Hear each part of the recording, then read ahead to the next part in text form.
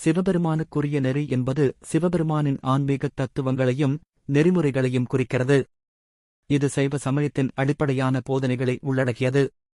1. சைவ சித்தாந்தம். சைவ சமயத்தின் ஒரு மிக முக்கியமான தத்துவம், குறிப்பாக தமிழ்நாட்டில் பரவலாக பின்பற்றப்படுகிறது. 3 முக்கிய கொள்கைகள் உள்ளன. பதி, தெய்வம், சிவன், பசு, ஆவி, பாசம், பந்தம். ஞானம், பக்தி மற்றும் நல்ல செயல்களின் மூலம் இறைவனின் அருளால் மோட்சம், மீட்சி பெறலாம் என்கிறார். 2. சரணாகதி, இறைவனுக்கு அடிமைப்படும் வழி. சிவபெருமானிடம் முழுமையாக சரணாகதியாகி அவரது வழிகாட்டுதலைப் பின்பற்றுவது.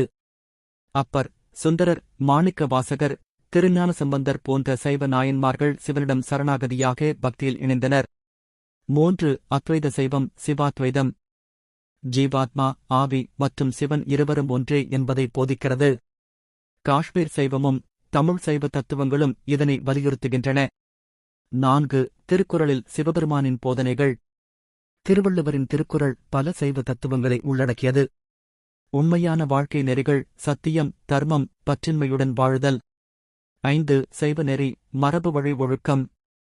ஒரு முறையான வாழ்க்கை முறை பின்பற்றுதல். அஹிம்சை, இரவாநிலை. சத்தியம், உண்மை. தவம், தன்னடக்கம், தியானம். தியானம், சிவனை கருதுதல்.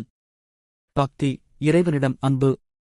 6. பஞ்சபூத தத்துவம், சிவன் இம்பூதங்கள். சிவன் 5 முக்கிய இயற்கை தன்மைகளின் உருவமாக கருதப்படுகிறார்.